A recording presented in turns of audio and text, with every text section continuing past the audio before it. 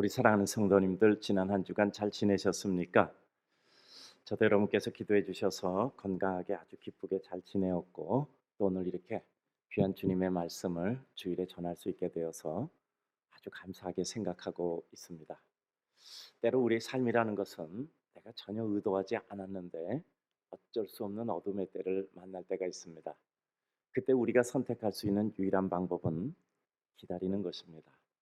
그 어떤 심정과 방법을 써도 그 어두움과 돌풍은 우리들에게 그냥 없던 것처럼 되지는 않습니다. 가장 지혜로운 것은 그 기다리는 시기를 이왕이면 기쁨으로 기다릴 수 있게 마음을 다스리고, 그 기다리는 동안도 무엇인가 유익한 일을 하는 것입니다. 가장 어리석은 일은 그 기다리는 시간을 조바심치고 짜증내며 무엇인가 푸념을 하는 것입니다. 그러함으로 우리 삶이 좋아질 리는 전혀 없습니다. 오히려 불행만 가속화되고 삶의 현실이 나아지는 것은 없습니다. 지혜란 스스로 행복할 수 있고, 그 결과 다른 사람에게도 행복을 줄 수 있는 삶입니다. 요즘 내 삶을 주님께 드립니다라는 내용을 가지고 말씀을 나누고 있습니다. 특별히 우리의 신앙의 기초가 되는 것, 즉 우리가 예수 그리스도를 믿고 그 다음에 그 믿음으로 말미암아 우리에게 이루어지는 것은 내 삶이 하나님을 따르고 주 예수 그리스도의 은혜와 복음에 합당한 능력과 은총의 삶을 사는 것입니다. 그런데 그 하나님께 우리가 나를 드리고 그 하나님께 나의 삶을 드린다는 것은 결국 하나님이 사랑하시는 우리 인생들에 대하여 하나님의 뜻과 은혜를 실현하는 것입니다. 즉 우리가 하나님과의 관계는 인간과의 관계를 통해서 표현되고 실현되는 것입니다. 삶이라는 것이 참 쉽지 않고 어느 순간 뜻하지 않은 일로 말미암아 한순간에 마음이 종이 구겨지듯이 구겨질 때가 있습니다. 그러나 어느 날 또 예기치 않았던 일로 말미암아 그 구겨졌던 삶과 마음이 어느 날 깨끗하게 펴지기도 합니다. 우리는 이왕의 삶을 보다 밝고 기쁠 수 있는 은혜로 해석하며 그것을 다른 사람들에게도 나누어 줄 수 있는 기쁨을 이루는 삶이 결국은 우리 인생의 행복의 삶이라 말할 수 있습니다. 주님께서는 하나님이 인간의 누추한 모습을 입고 이 땅에 오셨습니다. 그 이유는 우리 인생들을 사랑하시기 때문입니다. 왜냐하면 인생들은 하나님의 뜻과 언어를 이해할 수 없으므로 하나님께서 인간의 모습을 가지고 인간에게 오셔서 인간의 언어로 인간의 삶의 모든 깨달음을 주시기 위해서 이 땅에 그와 같은 누추한 모습을 입고 오셨던 것입니다. 그들을 가엾게 여기셔서 그들을 생명의 세계로 옮겨주시기 위하여 오신 것입니다. 그 방법으로는 인간의 죄값을 대신 치루어 주시고 자유와 생명을 주셨던 것입니다. 하나님과 연합, 즉 생명을 얻게 된 것이죠. 십자가에 못 박혀 죽으심으로 죄값을 치르셨고 그 사랑의 은혜로 인간을 구원하시는 생명을 주셨던 것입니다. 그런데 여기서 한 가지 반드시 거칠 수 없는 중요한 사항이 있습니다. 그것은 주 예수 그리스도의 사랑과 은혜를 알고 받아들이고 믿고 하나님의 자녀가 된 사람이 그 구원의 능력과 효력을 소유할 수 있게 된다는 것입니다. 주님의 이와 같은 사랑과 은혜조차도 거절하고 죄와 어두움 가운데 머무르기를 끝까지 원한다면 주님께서는 그렇게 아픈 값주고 사신 귀중한 생명 구원의 역사가 그에게는 아무런 의미 없는 저 멀리의 것이 되고 마는 것입니다. 주님께서는 오늘도 말씀하셨습니다. 주님께서 이 세상에 오신 것은 어떤 건강한 사람에게 의사가 필요가 없듯이 병든 자에게 의사가 필요하듯이 본인이 죄인임을 알고 고백하고 주님의 은혜가 필요한 사람이 주님께 찾아와 용서 구하고 생명을 구할 때 바로 주님께서 그들을 용서하시고 생명과 은혜를 주시는 것이라고 말씀하고 있습니다. 우리 가운데는 나는 정말 주님 없으면 살 수 없어, 주님의 은혜만 나를 구원하고 내 생명과 삶을 밝은 빛 가운데로 인도하실 수 있다라고 믿는 우리만이 우리는 주님의 거룩한 은혜의 능력과 효력을 소유하여 발휘할 수 있는 것입니다. 그러므로 기독교에서 가장 중요한 진리의 기본은 하나님을 알고 나 자신을 알고, 그래서 그 나 자신의 죄를 고백함으로 하나님의 뜻을 인정하고 따르게 되는 회개 역사입니다. 늘 말씀드리지만 신인식, 하나님에 대한 깨달음, 자아인식, 나의 죄인에 대한 깨달음, 그때 비로소 우리에게 보이는 것이 사명의 발견, 갈 길이 열려지는 것입니다. 아직까지도 내 삶에 갈 길이 열리지 않았다라고 생각된다면 이것은 나는 아직까지도 하나님에 대한 정확한 인식과 그리고 나 자신에 대한 인식을 이루지 못했기 때문에 우리들에게 길이 보이지 않고 열리지 않는다는 것입니다. 그러므로 우리는 하나님 앞에 고백되어지고 나가서 하나님의 사람에게 우리의 삶을 하나님 앞에 고백하는 심정으로 살아가는 고백적 삶이 우리 삶 속에서 이루어져야 하는 것입니다. 그러므로 우리는 하나님의 자녀로서 진정으로 주님의 은혜가 필요함을 고백하고 우리는 하나님의 은혜 가운데 이 백성들 모든 우리 주변의 사람들에게 그 하나님의 은혜를 실현하는 것이 하나님 앞에 우리를 드리는 삶인 것입니다. 저는 우리 사랑하는 성도님들이 이제 이 교회가 30년이 지나오면서 각각의 주어진 연한 속에서 하나님의 은혜를 체험했습니다. 그 은혜를 체험하면 이제는 우리는 하나님께 받는 은혜에서 그 받음을 실현하는 은혜로 나아가야 합니다. 하나님께서 우리들에게 은혜를 주셨다면 그 은혜는 우리들에게 고인물이 아니라 그 은혜를 흘려 보냄으로 말미암아 우리에게는 끊임없이 샘솟는 하나님의 축복의 근원이 되는 것입니다. 오늘 성경을 보면 주님은 그의 공생애를 위해 제자들을 선택하는 과정의 일환입니다. 세리 세간은 마태를 부르시고 마태는 그의 모든 일을 두고 예수님을 따릅니다. 당시의 세관원이라는 것은 요즘 세무서 일을 하는 분들하고는 전혀 다른 일이었습니다. 로마로부터 조세 징수권을 부여받아서 그들이 징수하여 그 일정 부분을 로마에 이와 같이 헌납하고 나머지 분들은 자기들이 가지는 것인데 너무 지나치게 많은 돈을 그들이 불이하게 거두게 되었고 그것으로 말미암아 그들이 너무 많은 것들을 스스로 이익으로 착복했기에 사람들에게 비난을 받았고 매국노로 비난을 받았던 것입니다. 이와 같은 상황에서 예수님께서 그 세리 마태를 부르시고 그의 집에 가서 음식을 먹을 때 사람들은 비난하고 특별히 바리새인들은 제자들에게 말씀하시는 거죠. 저는 이 장면을 눈여겨보면 참 재미있는 장면이 나오는 것 같아요. 예수님을 비난하는데 예수님의 면전에서 비난을 못했다는 뜻이에요. 예수님을 비난하는데 예수님의 제자들에게 그 얘기를 했다는 거예요. 그 장면을 보면 이들은 예수님께서 그와 같은 행적을 보이시는 가운데 예수님에 대한 분명히 두려운 마음이 있었던 것입니다. 그리고 예수님의 권능을 인정하고 있었던 것입니다. 그렇지 않으면 예수님께 직접 말하죠. 왜 예수님의 옆에 있는 제자들에게 말합니까? 그러나 그럼에도 불구하고 능력을 인정하고 그들이 무엇인가 다르다라는 것을 인정했음에도 불구하고 싫은 건 싫은 겁니다. 받아들일 수 없는 건 받아들이는 거예요. 하나님 없다고 부정할 수는 없지만 부정할 수 없음에도 불구하고 그 하나님을 내가 받아들일 수는 없는 이와 같은 안타까운 인생들의 모습과 마찬가지입니다. 그러나 이와 같이 세리 마태와 함께 음식 나누고 그를 인정하는 것에 대해서 비난을 하는 이와 같은 이들에게 예수님은 그 말을 옆에서 들으시고 말씀하시는 것입니다. 병든 자에게야 의사가 필요하듯이 나는 죄인을 위해서 왔다라고 말씀하고 있는 것입니다. 단호히 말씀하십니다. 나는 죄인을 부르러 왔노라 라고 예수님께서 이 땅에 오신 목적과 범위를 분명히 설정하셨습니다. 우리는 오늘 이 말씀을 읽으며 주님이 왜 이 땅에 오셨는가? 그러면 주님께서 오신 이 땅의 성취는 무엇이고 우리는 이 땅에서 주님께서 이루는 그 성취를 위해서 또한 무엇을 우리는 우리 삶 가운데 이루어야 하는가를 생각해 보고자 합니다. 너무나 잘 아는 내용이지만 요즘 신앙의 기초를 다지고 결국 우리가 예수를 믿는다는 것은 필요에 의해서 예수님께 나온 겁니다. 그런데 그 필요를 채움받아요. 그것으로 말미암아 필요에 채움받는 사실뿐 아니라 사실이 가지고 있는 의미를 파악하는 겁니다. 나에게 이와 같은 은혜를 베풀어 주시는 주님은 누구신가? 그 주님에 대한 관심을 가지게 되고 결국은 우리가 영적인 깨달음을 하나님의 은혜로부터 받게 될 때 우리는 주님을 따르게 되는 거죠. 그러니까 필요에 의해서 주님 앞에 왔다. 이제 주님의 필요와 필연을 채워드리는 우리 인생이 되는 겁니다. 근데 나중에 보니까 그것이 우리 인생의 가장 큰 기쁨이 되는 거예요. 이것이 신앙의 논리입니다. 따라서 우리는 오늘도 주님 앞에 은혜를 받은 자면 더 큰 기쁨과 은혜를 받아야 돼요.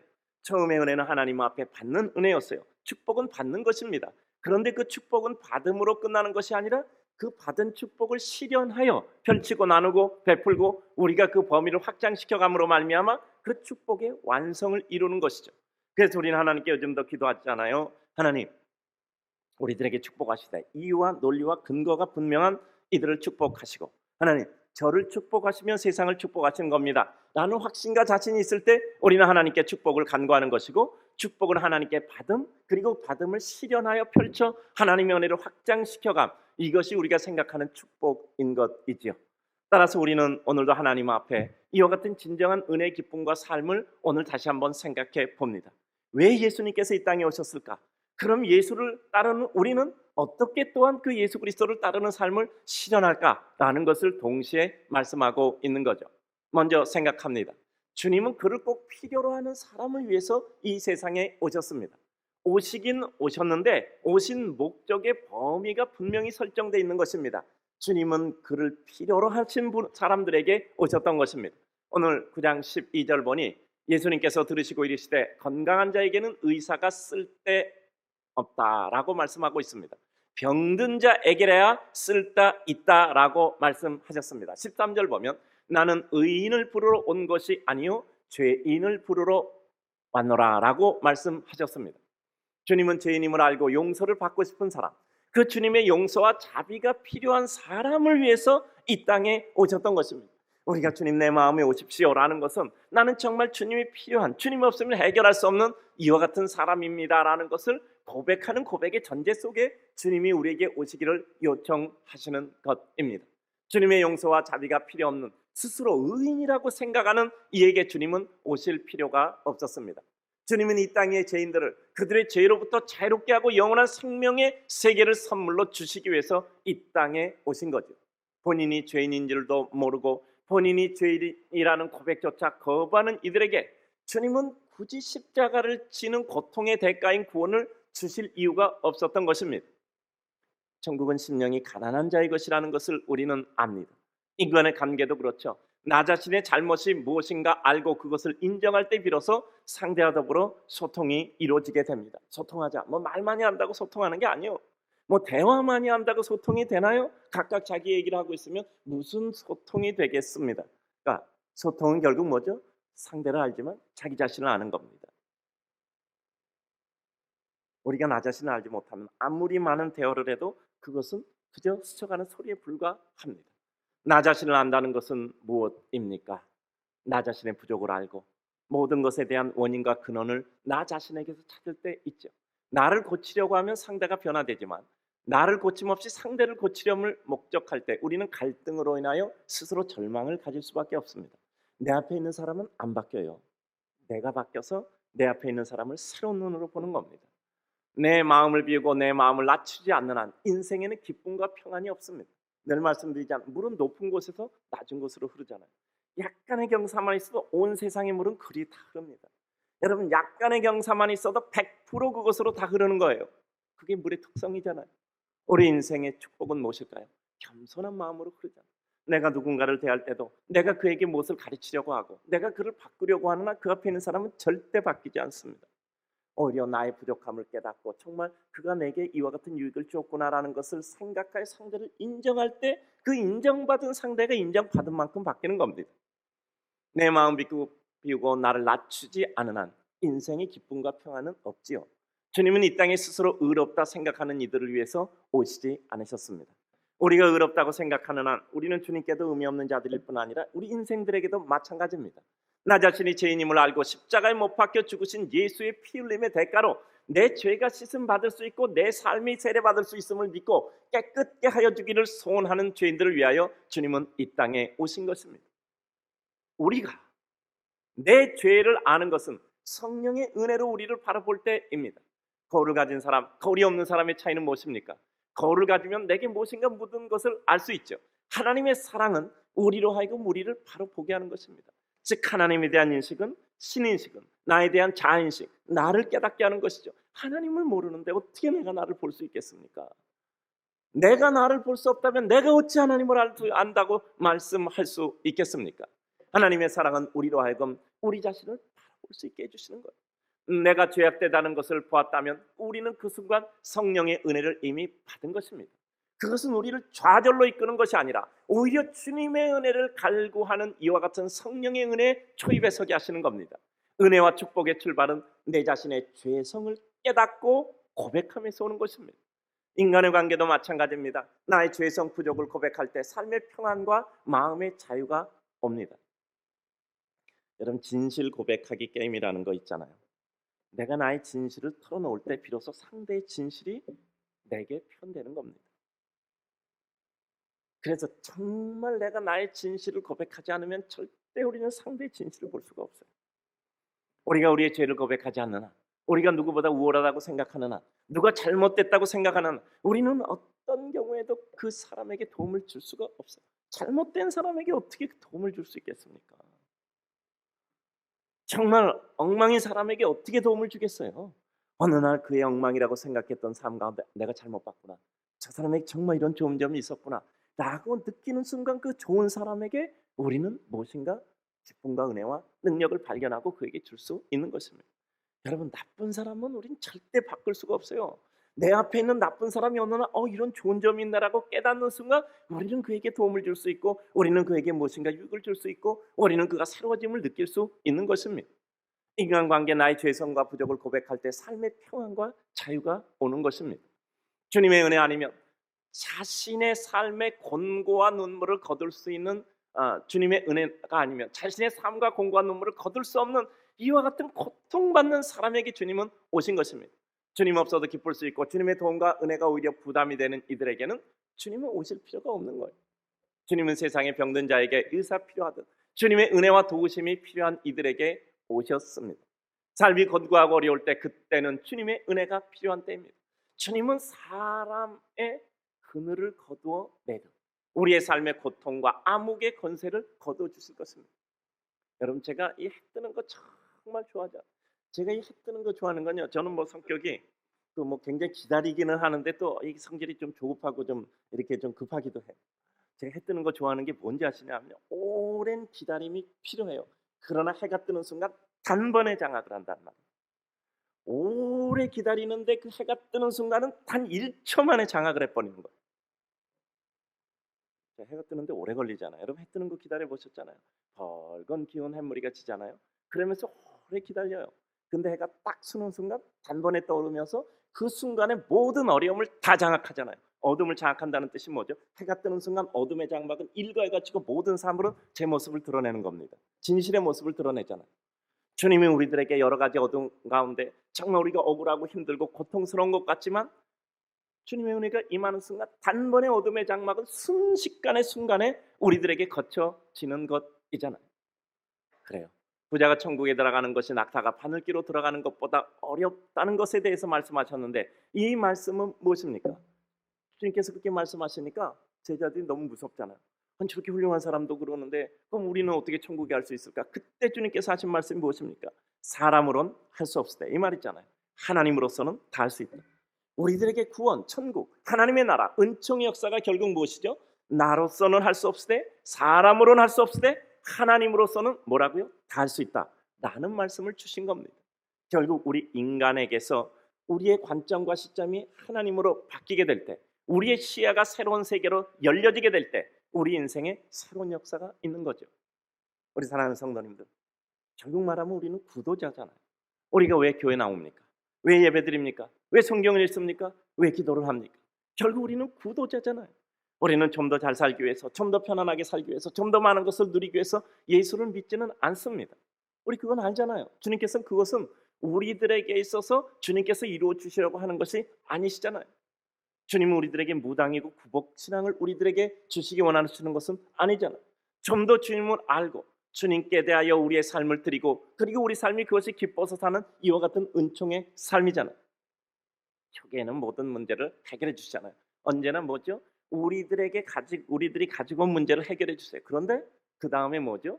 눈을 뜨게 해주셨어요. 우리 몇 주 전에 말씀 들었잖아요. 눈을 뜨시게 해주셨어요. 내가 원하는 소원을 이루게 해주셨어요. 너무 기쁘잖아요. 근데 그 다음에 예수를 따르니라. 결국 그게 마지막 방점이잖아요. 왜죠? 그것이 그야말로 더 큰 기쁨이기 때문에. 그러니까 우리가 예수를 믿으면 믿을수록 우리가 하나님께 간구하고 기도하고 은혜를 잃으며 점점 우리가 어떻게 되죠? 하나님의 빛나는 영혼으로 점점 하나님의 뜻을 이루어가는 것입니다. 그래서 말씀드렸잖아요. 우리가 이와 같이 새로운 또 이렇게 시간의 구간으로 접어들면서 이제는 이 교회가 해야 될 것이 무엇일까? 그래요. 이전의 반복, 부흥하자, 또 교회가 또 크게 은혜를 입자, 이것도 중요하지만 우리들에게 있어서 하나님 주시는 것은 더 기쁨이었어요. 더 기쁨이 무엇인가 생각할 때 정말 하나님께서 제게 주신 것은 축복이라는 단어였어요. 그래. 이제 우리 성도들이 이제 정말 축복을 받아야 돼. 정말 깊은 은혜로 가야 돼. 근데 그 축복은 받는 축복뿐 아니라 이제 실현하는 축복이 돼야 돼. 그러니까 말씀드렸잖아요. 우리는 이유와 논리와 근거가 있어서 축복을 받아야 되고 또 그것을 실현할 수 있는 마음의 각오가 있기 때문에 우리는 하나님 앞에 간구할 수 있을 뿐이지. 그리고 그것이 우리들에게 이제는 하나님께 받음이라는 것보다 우리는 그것을 실현하는 이와 같은 축복의 완성인 것이지요. 그래요. 그래서 주님께서 우리에게 오신 것입니다. 주님을 필요로 하는 자에게 오신 것입니다. 심령이 가난한 자는 천국이 저희 것이며 라고 하신 말씀은 언제나 우리 가슴을 울리죠. 여러분, 세상에서 그까지 가지고 가지지 못했다, 이것이 무슨 많은 가지고 가지지 못함의 근거가 되겠습니까? 나는 많이 가졌는데 나는 하늘나라 못 가겠. 얼마나 많이 가셨어요? 여러분, 그렇게 많이 가셨습니까? 그런 사람 없잖아요. 그래서 우리는 아무것도 두려워할 필요 없어요. 우리는 다 가난한 자예요. 그래서 우리는 하나님 앞에 언제든지 하나님의 은혜를 구할 수 있는 이와 같은 자들이란 말이죠. 그래, 우리는 가난한 심령의 소유자가 돼서 하나님의 은혜를 간구할 때 우리를 통해서 하나님의 능력과 은총과 영광을 이루게 되는 것이죠. 전 우리 성도들이 정말 하나님 앞에 너무 소중하게 여겨져요. 저에게 특징이 뭔지 아시죠? 저에게는 슈퍼 성도 없습니다. 그 어떤 사람도 슈퍼 성도가 없어요. 슈퍼 성도가 되는 한 그것은 저희 교회는 아닙니다. 모두가 가난한 심령의 소유자가 되어 하나님 앞에 주님 없이는 살 수 없습니다라는 이와 같은 짙은 고백을 가지고 주님 앞에 수많은 성도들이 하나가 되고 하나님의 가련한 한 마리의 어린 양이 될 때 우리의 심령은 주의 천국을 사모하는 자로서 그 영광과 은총과 은혜를 이루는 것이죠. 주님 아니면 아무런 소망이 없는 사람을 위해 주님은 이 땅에 오셨습니다. 주님 없어도 아무런 삶에 불편 없고 기쁨이 가득한 사람에게 주님은 굳이 오실 필요가 없었어요. 그런 사람은 주님을 찾을 필요도 없고요. 당시 어떤 이들에게 주님이 필요 없었고 오히려 주님이 그들에게 거치적거리는 존재였을 수도 있습니다. 우리는 살아가면서 그 심령이 맑은 사람이 주변 사람에게 호흡하기 좋은 삶의 공간을 제공해 주는 것을 봅니다.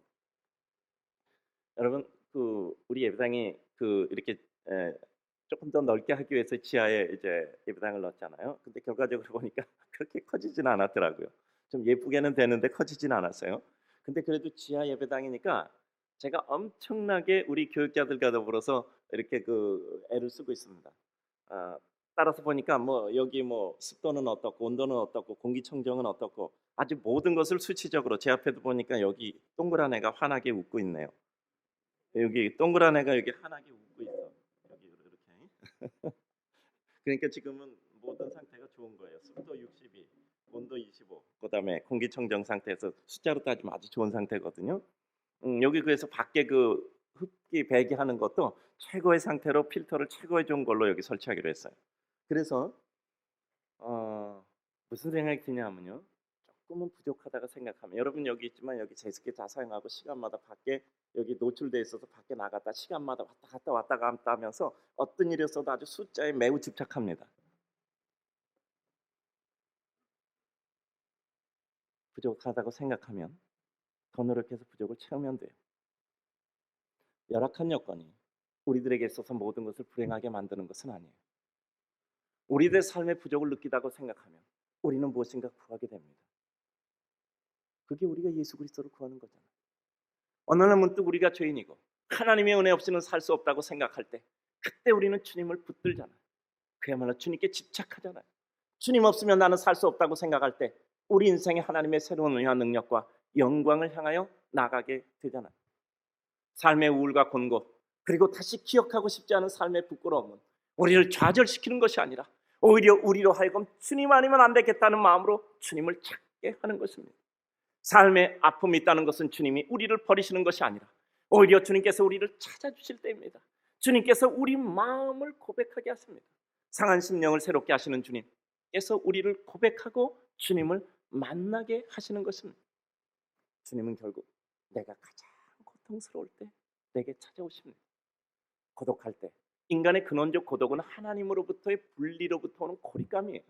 이 세상에 아무도 내 마음을 위로해 주지 못하고 아무도 내 마음조차 알아주지 않고 오직 나 혼자 뚝 떨어져 있는 것 같은 고독과 고립과 분리감은 우리 인생이 지고 있는 죄로 인한 하나님으로부터의 분리로 온 우리의 근원에서 시작되는 겁니다. 그 절대 고독의 순간 하나님은 우리에게 찾아오십니다. 엘리야가 로뎀 나무 밑을 찾아 죽기를 구했을 때 하나님은 그에게 찾아오셔서 물과 떡을 주셔서 광야로 가게 하셨어요.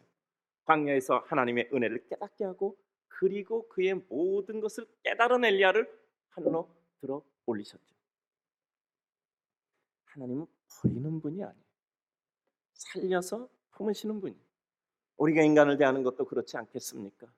버리는 것이 아니라 살려서 품어서 세우는 것이죠. 절대 고독에 빠진 심령이 하나님 앞에 나와 자비와 은혜를 구할 때 우리는 그 하나님이 결코 우리를 외면치 않음을 압니다. 그 하나님이 그 아들 예수 그리스도를 보내셔서 죽음의 상태에서 우리의 절대 고독의 순간에 위로와 은혜를 주셨던 거죠. 죄의 올무로 인한 갈등과 번민으로 마음의 평안이 없을 때, 죄의 올무에 빠진 인생의 특징은 기쁨과 평안 대신에 갈등과 번민입니다. 내가 왜 이렇게 갈등하지? 내가 이렇게 선명하게 이거야 라고 결정하지 못할까? 당연하죠. 원칙이 없고 기준이 없으니까 우리는 어떤 순간에 갈등하는 겁니다. 여러분, 원칙과 기준 세웠으면 갈등할 이유가 없어요. 이 경우 이렇게 하면 돼. 뭐 이익이고 유익이고 상관없어. 내가 정한 원칙대로 하면 돼. 하면 가면 돼요. 근데 우리는 원칙과 기준이 없으니까 자꾸 그때마다 결정하니까 그때마다 번민하는 겁니다. 그래요. 내가 어떤 경우도 하나님께 나아가면 돼. 하나님께 기도하면 돼. 어려우면 더 기도하는 것이고, 그리고 내게 여러 가지 고통이 가중되면 그것을 통해서 이루실 하나님의 더 큰 뜻이 있어. 이게 우리의 원칙이면 우리는 그 가운데 우리 할 일 하면 되는 것입니다. 그래요. 제자들이 번민하며 주님을 따를 것을 결심하지 않았습니다. 왜 그들은 번민하지 않고 단번에 주를 따랐냐면 그 주님의 부르심이 너무 강인한 동인이었어요. 나를 따르라. 그 말이 너무나 큰 파도와 같은 태산과 같은 큰 무게로 달려왔기 때문에 감히 뭐라고 할 수 없을 정도로 압제되어서 주님 앞에 갔던 거죠. 감동과 감격이 주님을 따를 수밖에 없는 열정을 허락한 것입니다. 그러나 번민하고 갈등하며 재물 때문에 주님을 따르지 못한 이 부자 청년은 그 갈등과 번민 때문에 결국 주님을 따르는 길을 포기했던 거죠. 죄로 인한 갈등의 번민의 순간은 우리를 불쌍히 여기셔서 찾아와 주셔서 평안을 주시는 주님으로만 해결될 수 있는 것입니다. 정말 어떤 순간 우리 인생이 슬퍼지고 힘들고 어려울 때 바로 그 자비의 손길이 우리에게 스쳐짐을 우리는 느끼게 되는 것입니다. 우리 성도님들 꼭 이렇게 고백하셔야 돼요. 주님, 제가 지금 갈등이 너무 심합니다. 제가 번민이 너무 심합니다. 제가 마음에 평안이 없습니다. 주님께서 찾아오셔서 제 마음을 정할 수 있도록 축복하여 주시옵소서. 삶의 곰핍 아픔, 주님 아니면 아무것도 도움을 구할 것조차 없는 슬픔의 때 주님은 우리를 찾아오시는 거예요. 살다 보면 정말 슬플 때 있잖아요. 내 삶이 왜 이렇게 험하게 흘러갈까? 슬플 때가 있죠. 아무런 도움을 구할 수가 없을 때 주님은 우리에게 찾아오시고 우리를 위로해 주시고 생명의 은혜와 능력으로 우리를 위로해 주시는 것이죠. 이렇게 기도합시다. 주님, 저는 주님의 위로가 필요합니다.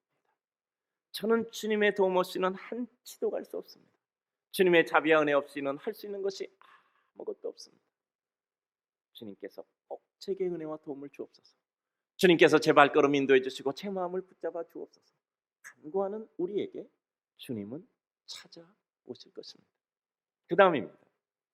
우리도 그 주님의 구원의 역사를 위해 주님이 하셨던 것처럼 우리를 필요로 하는 사람들과 필요로 하는 곳에 가는 것이 가장 큰 기쁨이고 삶의 시련입니다. 주님은 본인의 필요에 따라 세상에 오시지 않으셨고 인간들의 필요에 따라 오셨단 말이죠. 주님은 이 세상에 오신 본인의 필요는 없었어요. 인생을 위해서 오시는 겁니다. 우리 인생이 빛나는 순간이 어떤 때죠? 한순간에 우리가 한 수준을 넘어서는 거예요. 그게 뭐죠? 내가 나를 위해서 살던 삶에서 무엇인가 나 아닌 다른 것을 위해서 살고 싶은 마음의 소망과 용기와 열정이 생길 때예요. 그때는 힘들고 어려운 거 없습니다. 힘들고 어려운 것은요, 내가 나를 위해서 살 때까지만이에요. 내가 나 아닌 다른 것을 위해서 살 때 힘들고 어려운 건 없습니다. 그냥 내게 힘 주시는 한, 은혜 주시는 한, 어려우면 여러분 생각해보세요. 내가 나를 위해서 살다 어려우면 자책이 된다고요. 근데 내가 나 아닌 다른 누군가들을 위해서 살다 보면 어려워도요, 자책이 되는 것이 아니라 우리 마음속에 자책 대신에 오히려 감격이 있어요. 야, 내가 다른 사람을 위해서 이렇게 살다가 내가 이런 어려움을 겪네. 너무 감사하다. 내가 이런 어려움까지 겪고 있네. 너무너무 감사하다. 반대로 생각이 되는 거예요. 우리가 정말 왜소해질 때가 있잖아요. 우리가 정말 내 삶이 왜 이렇게 초라해질 때가 있나, 이런 생각이 들 때가 있잖아요. 모든 것이 나에게 집착되어 있을 때입니다. 어느 날 그것을 한순간만 넘었으면 우리 삶 가운데 새로운 세계가 열려지는 거예요. 그야말로 새로운 지평의 세계가 확대되어 열려지는 것이죠. 우리 역시 우리 힘을 필요로 하는 것, 사람에게로 그 역사의 장면과 삶의 현장에서 주님의 뜻을 이루며 살아가는 것입니다. 뭐 그렇게 형이상학적이고 그럴듯한 말을 하는가? 아니잖아요.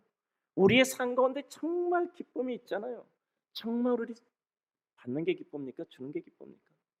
여러분 생각해 보세요. 나를 위해서 사는 게 기쁩니까? 나 아닌 누군가를 위해서 사는 게 기쁩니까? 우리 잘 알잖아요. 근데 그것이 안 되는 이유가 있잖아요. 그것을 터는 것이 우리 회개고 우리의 삶의 결단이고 하나님의 축복의 인도하심이잖아요. 우리의 힘과 사랑을 필요로 하는 곧 사람에게 가야 합니다. 인생에 대한 뜨거운 열정 없이 우리 삶 하나에 매몰된다면 주님과 나는 어떤 관계 있는 것일까? 우리는 늘 다시 생각해 볼 수밖에 없습니다. 저는 세배당에 들어오면서 하나님이 주신 마음은 축복이었어요. 왜 축복이라는 단어를 주셨을까? 말씀드렸잖아요. 우리의 축복이 필요한 누구가 있어서 그래요. 저는 요새 제가 늘 하는 말이 있거든요. 제가 뭔가 필요한 것이 있어요. 야, 뭔가 구해야 되겠다. 그럼 그거 없대. 아니야. 그렇지 않아. 찾아봐. 내가 필요로 하는 것이 있다는 것은 반드시 그것을 만드는 사람도 있고 반드시 그것에 대해서 무엇인가 준비된 것이 있다는 뜻이야. 저는 그렇게 생각하거든요. 여러분 그렇잖아요. 수요가 생겼다면 거긴 반드시 공급이 존재한단 말이에요. 여러분 수요를 예측하지 않은 공급이 있을 수 있겠습니까? 모든 공급은 수요를 예측함으로 이루어지는 게 공급인데 내 마음에 어떤 것이 필요하다라고 생각하면 반드시 그건 공급자가 있다는 뜻이에요. 그러면 내 마음의 축복을 받아야 되겠다라고 생각하는 것은 뭘 의미하고 있죠? 그 축복이 필요한 사람이 있는 거예요. 그 축복이 필요한 사람이 있는 거란 말이에요.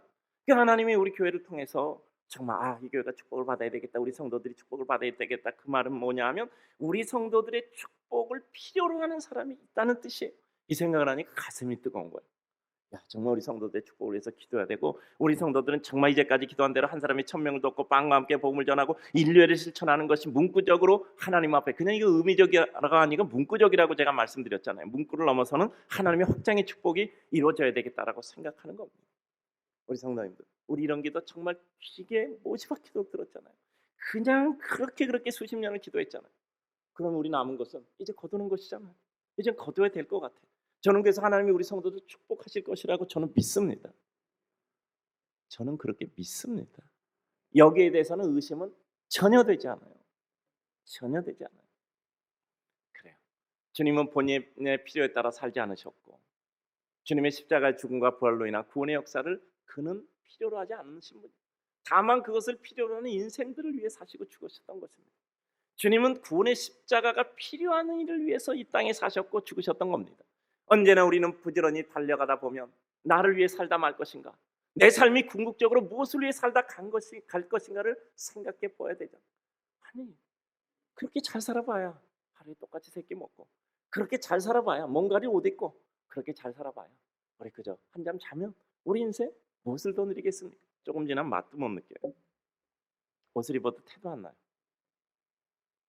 여러분 우리 인생이 뭘 얼마나 누리겠습니까? 근데 우리들에게 있어서 하나님의 뜻과 은혜를 이루고 있다는 생각은 우리가 이 세상을 끝나는 그 순간까지도 우리들에게 정말 큰 기쁨을 주는 것이죠. 내 눈에 보이는 것은 무엇입니까? 내 삶입니까? 주님의 뜻입니까? 그것이 기쁨입니까? 영광의 기운을 느끼십니까? 우리는 요즘 자주 왜 살고 왜 예수를 믿고 그를 따르는가에 대해서 생각하고 있습니다. 결국 살기 위해서 주님을 따랐던 거예요.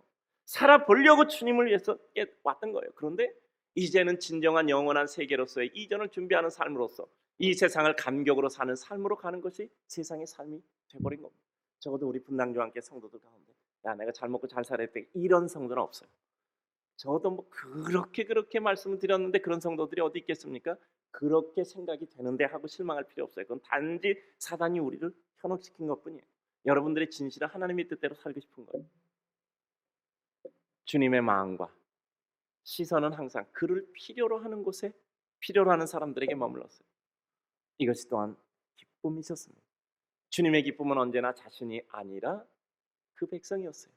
지금 내 시선은 어디 머물러 있는가? 우리 성도님들 사는 게 어렵잖아요. 사는 게 어렵잖아요. 사는 게 쉽습니까? 사는 게 어렵잖아요. 근데 우리가 죽을 때까지 그 삶이 바뀌겠습니까? 우리 인생은 죽을 때까지 그렇게 사는 거예요. 그런데 그 어려운 삶 중에서도 기쁠 수 있는 삶이 무엇입니까? 어느 날 문득 내 세계가 열리는 거예요.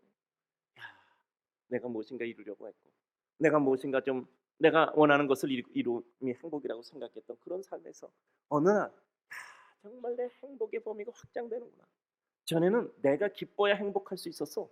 근데 이제는 뭐 내가 기뻐야 행복하는 게 아니라 내가 행복할 수 있는 일이 지천에 깔린 거야. 그렇잖아. 내가 행복한 게 지천에 깔렸어요.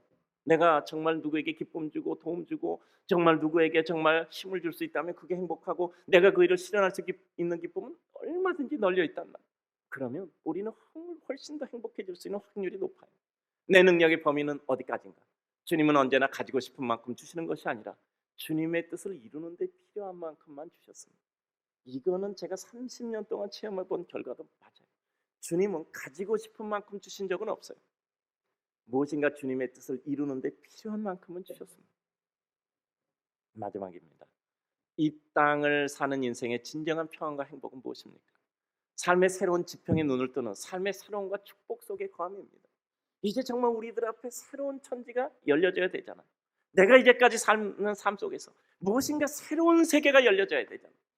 정말 이런 삶 끝까지 이렇게 살겠습니까? 뭔가 새로운 세계가 열리고 또 새로운 세계가 열리는 거죠. 내가 필요로 하는 것을 위해서 사는 삶과 나를 필요로 하는 이들을 위해서 사는 인생의 축복은 다르잖아. 주님은 그가 필요해서 온 것이 아니라 그를 필요로 하는 인생에 오셨듯이 이제 내 삶도 내게 주어진 여건 속에서 내가 달라지는 거 아무것도 없어도 삶의 모든 것은 달라질 수 있어요. 내가 나를 필요로 하는 삶에서 이제 나를 필요로 하는 이들에게 기쁨을 줄 수 있는 삶으로 바뀌면 인생은 달라지는 것입니다. 내가 나를 필요로 하는 것을 위해서 늘 삶은 욕구 불만이야. 내가 원하는 대로 채워지지 않으니까요. 근데 내가 있는 것 가운데서 무엇을 주기를 찾으면요, 널려져 있어요. 성취하지 못한 것에 대한 좌절과 열등감으로 인해서 시달릴 수밖에 없는 것이 대부분의 인생입니다. 그러나 나를 필요로 하는 일을 위해서 간다면 거기는 하나님의 뜻이라고 생각하고 어떤 만큼이건 받아들일 수 있는 평화가 기쁨이 있는 거예요. 어느 날 인생의 새로운 지평은 이와 같은 내가 필요로 하는 것을 위해서 살던 삶에서 나를 필요로 하는 것을 위해서 살아가는 삶으로 전환될 때입니다. 그래요. 저는 우리 사랑하는 성도님들이 진정한 기쁨과 영광을 누리기를 소원합니다. 이제까지 애쓰고 살았다면 그 애쓰는 삶이 영화로운 삶이 되어야 되잖아요. 앞으로도 수십 년 동안 우리 이제까지 살았던 것처럼 이렇게 사는 것으로 끝나는 것이 아니라 정말 우리 삶이 하나님 앞에 영화로운 삶으로 더 높은 은혜를 이루며 살아야 되잖아요. 얻기 위해서 애쓰는 삶에서 주기 위해 쓰는 삶으로 전환되는 겁니다. 최종 목적이 내가 무엇을 얻는 것이 아니라 그것을 누구에게인가 주는 것으로 승화될 때 우리 인생은 너무나 큰 차이가 생겨요. 내 마음의 소욕을 넘어서는 순간 우리는 우리 자신조차 생각하지 못했던 더 큰 세계로 나가게 되는 겁니다. 십자가를 지기로 작정하셨을 때 주님은 이 세상 모든 것을 바라보는 눈이 우리 인생과 다르셨던 겁니다. 제자들도 오순절 성령 충만해지니 그들의 인생이 달라진 거예요. 삶을 바라보는 시각이 달라진 겁니다. 훨씬 자신 있고 감격하고 무엇인가 삶의 가치를 발견한 새로운 삶의 세계가 열린 겁니다. 저는요, 그 베드로 요한이요, 성전 위문에 앉은 뱅이 거리는 일으켜진 세번 장면이 너무 감각스러워요. 그들은 이제까지 못 생각했죠. 항상 없다고 생각한 거예요. 항상 부족하다고 생각했고요. 항상 불만이었었잖아. 주님, 언제 예루살렘에 가십니까? 아직까지 내가 이렇게 어려움을 겪지만 주님 예루살렘에 가면 내가 한 자리 합니다. 주님 언제 가십니까? 항상 마음에 채우지 못한 마음의 갈급함이 있었던 거예요. 근데 똑같은 상태인데 어떻게 했죠? 은각은 나에게 없지만 나에게 있는 것으로 너에게 주노니. 아이고, 엄청난 것을 가지게 된 거예요. 은각은 나에게 없지만 그런 거 없어도 나에게 있는 것이 있는데 나사렛 예수 이름으로 일어나라. 아주 자신 있어진 겁니다. 여러분, 우리가 위축되는 것은 늘 결핍감 때문에 오는 거예요. 우리가 자신 있는 것은요, 내가 결코 결핍되지 아니한 하나님의 모든 것을 소유한 백성이라는 이와 같은 포만감에서 오는 겁니다. 제자들도 오순절 성령 충만 통해 달라지니 삶을 바라보는 시각이 달라진 것입니다. 새로운 세계가 열리는 거예요. 소욕과 성취의 고통에서 하나님의 뜻을 이루는 수용과 평안으로의 전환이 차이는 무엇입니까? 우리의 삶 가운데 어느 날 새로운 세계를 보는 겁니다. 내 욕망을 벗어나는 순간, 내 욕심을 벗어나는 순간 우리에게 주어지는 자유가 우리를 편안케 하시는 거예요. 힘을 다하는 수고를 하되 결과에 대해서 연연치 않은 자유로움이 있을 때 우리는 자유를 얻잖아요. 소욕이 아니라 자유함을 얻게 되는 것이죠. 새로운 삶을 사는 인생들에게 부여되는 하늘의 능력과 행복, 제자들은 오순절 성령 충만을 받은 후 새로운 세계가 열렸어요. 축복의 삶이죠. 우리 역시 새로운 은혜의 세계를 체험하는 축복을 받아야 합니다. 여러분, 똑같은 세상이 어떻게 달라지겠습니까? 내 앞에 있는 똑같은 사람이 어떻게 달라지겠어요? 여러분, 그 사람 달라지라고 그렇게 기대도 안 달라요. 여러분, 내가 싫어하는 사람 죽는 것보다 내가 그 사람 죽기를 바라다 속 타서 내가 빨리 죽어요. 맞죠? 너 내 손에 한번 걸려봐. 너 10년 노려보면 너 반드시 내 손에 한번 걸려. 여러분, 10년 노려보면 그 사람 반드시 한번 실수해서 반드시 내 손에 걸려듭니다. 이건 맞아요. 근데 늘 말씀드려요. 그 10년을 기다리는 동안, 10년을 원하는 을 품은 동안 내가 다 망가지는 거야. 남을 원수 같고 내가 다 망가지면 무슨 소용이 있겠어요? 내가 그를 용서해주고 내가 더 훨씬 더 훌륭한 사람이 되는 것이 낫죠. 그래요. 그래서 우리는 하나님의 새로운 은혜를 체험하는 삶이 돼야 돼요. 요한복음 9장 실로암 목가에 가서 씻고 눈을 뜬 사람, 새로운 세계가 열렸죠. 우리도 우리의 눈을 떠야 되잖아. 우리도 우리의 눈을 떠야 되잖아. 사도행전 3장에 안진뱅이 걷기도 하고 뛰기도 하며 하나님을 찬미하게 됐어요. 우리 인생에 새로운 세계가 열려야 되잖아. 걷기도 하고 뛰기도 하며 새로운 세계가 열려야 되잖아. 성경은 언제나 역전의 진리를 가리킵니다. 마태복음 10장 39절, 자기 목숨을 얻는 자는 잃을 것이요 나를 위하여 자기 목숨을 잃는 자는 얻으리라. 그래요. 얻고자 하는 자는 잃고 잃고자 하는 자는 얻는다는 거 우리 너무나 잘 알잖아요. 근데 문제는 그것이 실현이 안 되잖아. 그러나 이제는 실현을 하는 겁니다. 바로를 향해 죽고자 나갔던 모세, 결국 그는 그 삶 속에 하나님의 뜻을 수행할 수 있는 은혜를 이뤘잖아요. 아수에로 왕을 향해 죽고자 했던 에스더, 죽으면 죽으리라. 그는 그의 역할과 순간의 몫을 감당했던 것입니다. 골리앗을 향해 죽고자 나갔던 다윗, 그는 오히려 하나님의 새로운 은혜를 이루었던 것입니다. 이제 주님이 우리를 향하여 오셨던 것처럼 우리 인생의 대전환을 이룰 필요가 있어요. 여러분, 우리 인생이 최고의 효과를 이룰 수 있는 곳에 우리를 투자하는 것이 좋지 않겠습니까? 정말 나의 남은 인생은 내 인생의 최고의 효과를 이룰 수 있는 곳에 투자하는 것이 좋지 않겠습니까? 그리고 그것을 통해 병든 자에게 의사가 필요하듯이 주님처럼 우리에게 오신 주님처럼 우리들이 그들에게 가야 됩니다. 빈손으로 가지 맙시다. 무엇인가 손에 들고 갑시다. 그래서 일하고, 그래서 애쓰고, 우리를 정리하고 하나님의 은혜를 향하여 가는 것입니다. 오늘의 말씀을 했습니다. 디모데후서 4장 7절. 나는 선한 싸움 싸우고 나의 달려갈 길을 마치고 믿음을 지켰으니 이제 후로는 나를 위하여 의의 면류관이 예비되었으므로 주곧 의로우신 재판장이 그날에 내게 주실 것이며 내게만 아니라 주의 나타나심을 사모하는 모든 자에게 도니라. 그래요. 우리에게 하나님의 은혜의 면류관을 바라보는 삶이잖아요. 여러분, 우리 예수 믿잖아요. 예수 믿는 건 처음에는 주님께 필요해서 왔어요. 근데 나중에 큰 은혜를 받다 보니까 그게 너무 작은 거야. 그게 너무 작은 거야. 내가 이렇게 살았구나. 그러나 필요 없는 것은 아니야. 과정은 필요하니까 괜찮아. 내가 잘못한 건 아니야. 잘못한 건 아닌데 더 잘해야 되겠다 라는 마음을 가지고 살아가는 것이 뭐냐면 내가 주님의 뜻을 이루어드리기 위해서 애쓰는 것이잖아. 사랑하는 성도님들, 주님이 우리에게 오셨듯이 우리도 우리를 필요로 하는 사람에게 갑시다. 내 상태, 내 여건 보지 말고 내 상태, 내 여건 속에서도 내가 할 수 있는 일이 무엇인가, 내가 사랑할 수 있는 사람이 누구인가, 내가 이룰 수 있는 하나님의 뜻이 무엇인가 생각하여 그 일을 이루면 후회 없습니다. 후회 없이 주의 은혜의 면류관을 바라보고 주 앞에 가는 주의 거룩한 성도 되시기를 주님의 이름으로 축복합니다.